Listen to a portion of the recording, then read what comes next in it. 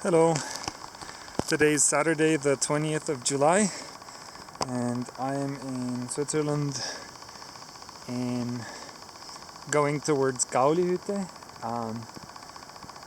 I started in Innertkirchen about 5 hours ago, and I climbed about 1,600 meters. The trail is very steep, it's almost straight up, although it's not very exposed, so it's not very dangerous. It's just very exhausting. The landscape is one of the more interesting that I've seen. There's a glacier there. This is the last 500 meters of the trail. It's the easiest part. So there's a glacial lake there, but the more beautiful glacial lake is, I think that one's Mattenalpsee, and the more beautiful glacial lake is Gaulisee. I'm going to Gaulihütte, so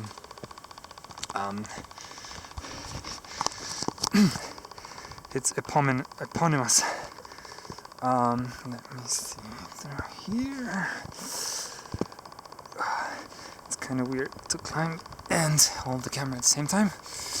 I only have 500 meters left of the trail, which presumably is not going to be that much effort. It's supposed to be relatively flat, and I don't know, 500 meters on a semi-flat trail is something like 20 minutes, something like that. I keep seeing a lot of sheep on the loose. I don't know if it's focusing.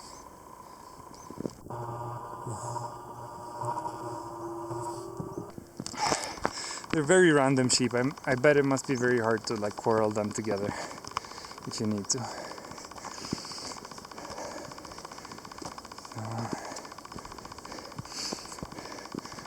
Temperature today was pretty pleasant.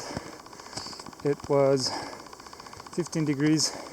It rained quite hard for about 1 hour of the trail, and it was also in the alpine region, so it was quite exposed. I had already left the forest, so I got rained on quite a bit, but eventually the sun came back out and I dried out.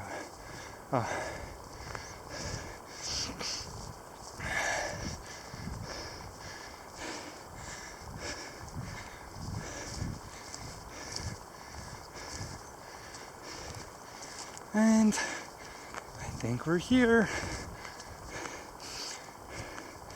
Almost there.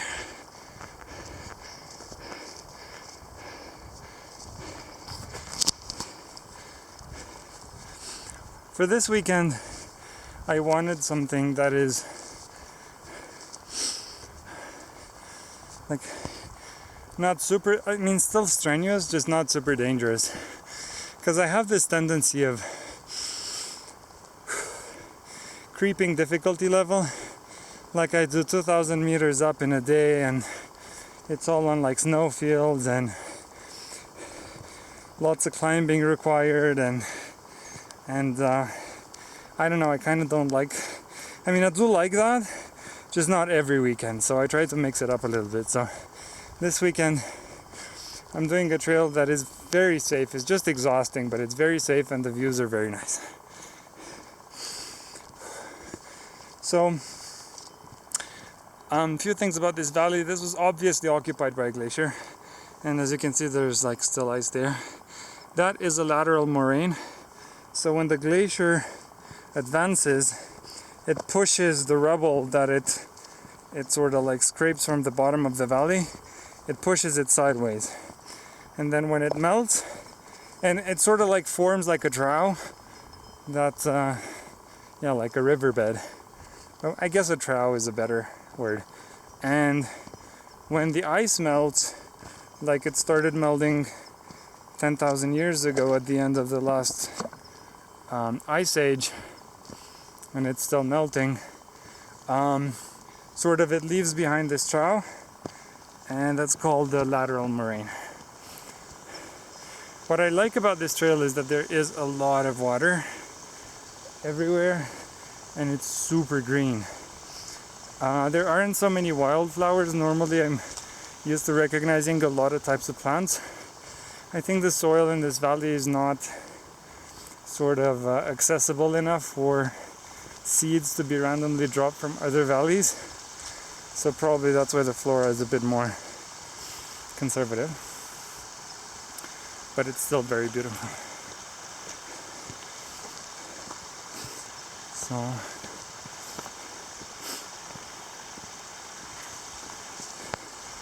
we probably just have like 100 meters left or so. I'm gonna film all the way to the end. It's weird, if I don't go hiking, I feel like sort of life is just passing me by. Oh, I don't think I can do this with just one hand. Oh, let's see. Oh.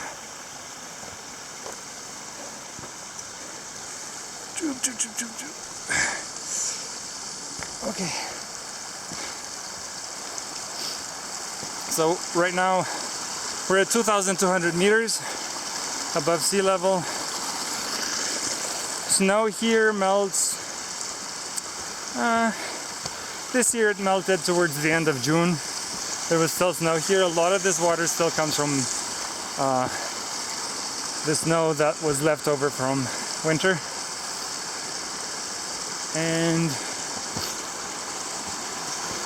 But it's quite warm today. And ironically, there hasn't been it's warmer than what it's like normally when there's a heat wave in Switzerland. So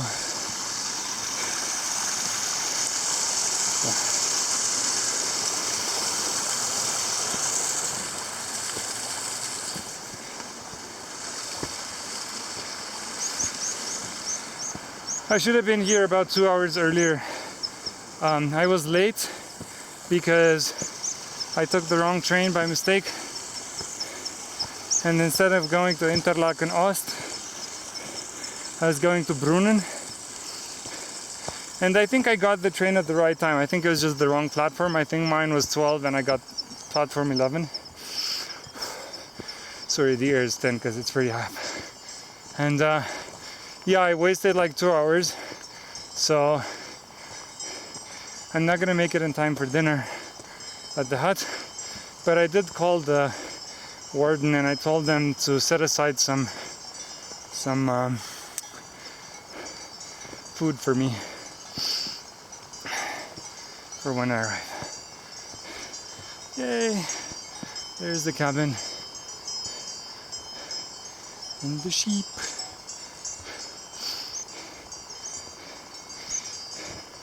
I don't usually see sheep this high up the mountain. They're usually more like around 1,800 meters, so about 400 meters lower. But I suppose the grass in this valley is quite rich for some reason. So, well, the valley is very wet, so the grass is very productive. Oh, I'm gonna sleep so well tonight. Can't wait. Also can't wait to change my wet t-shirt, because I didn't change it after it rained.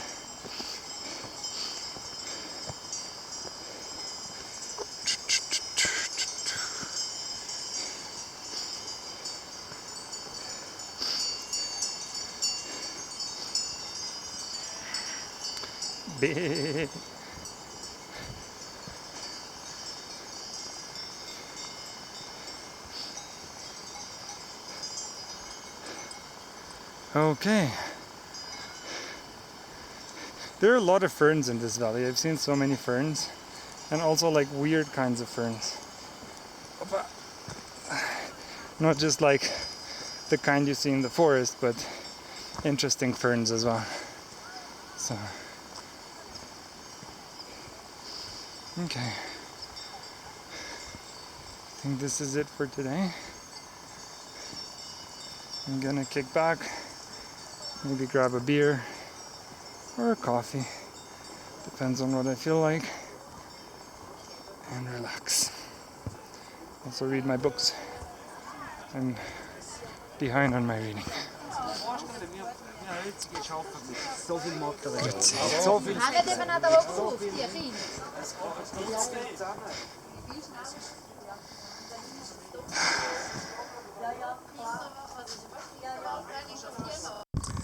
today is Sunday, the following day, and I finally made it to Gaulisee, which is, so the hut is behind this mountain, about 1.5 kilometers away, and about 200 meters down.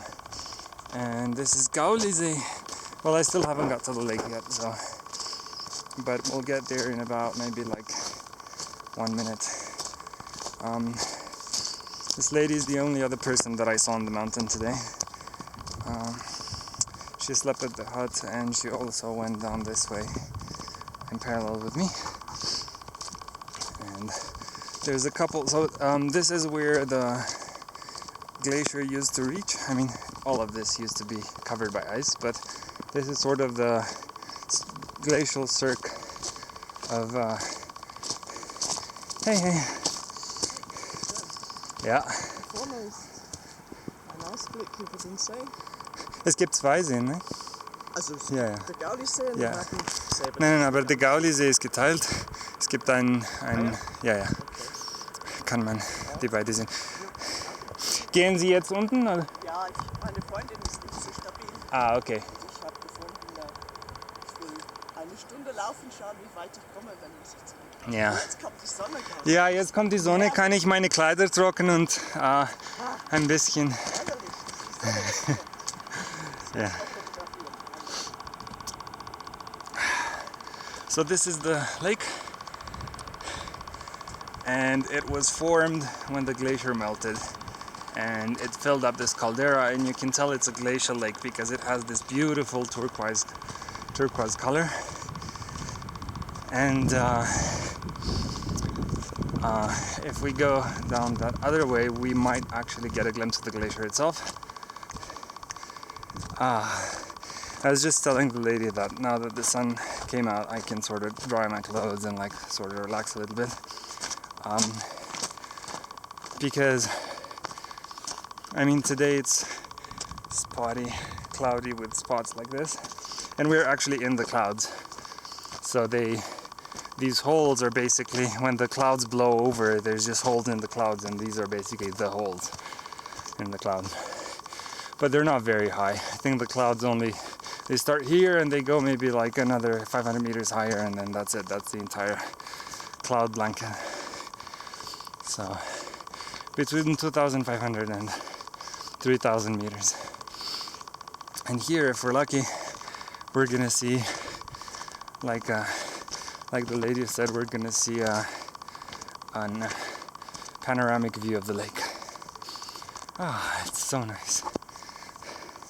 There's a lot of forget-me-nots in this bit of the valley, which are these tiny blue flowers. They're incredibly hardy, and they can withstand like minus 30 degrees with ease, so it's almost impossible to kill them. And I think if I remember correctly, it's actually possible to go all the way down to the lake. I'm just not exactly sure through where.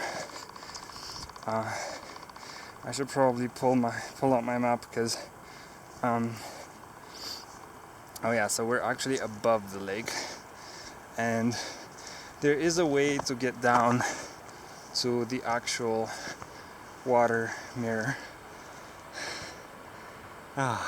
So the glacier is there, and there's another one there coming like that. Whew. I'm soaked. Not necessarily because of sweat so much, but also because there's all of this fog that condenses on my clothes and my hair, and yeah. Whew. Okay, I'm gonna go down to the lake in a bit.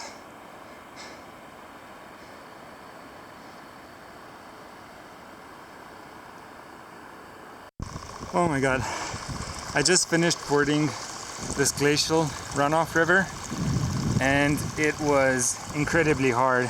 I didn't want to, so the water is 0 degrees Celsius. It's barely, like, it comes from from the glacier up there somewhere, and it is ice cold. Like literally, I think if it weren't flowing, it would be freezing.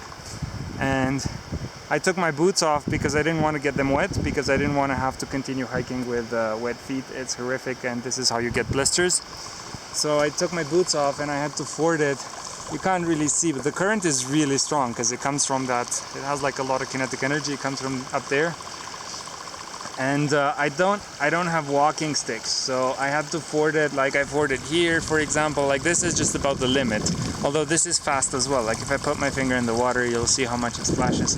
But there, like in the middle, it's really deep, and I got in the water up to my knees, and it is freezing. But I made it.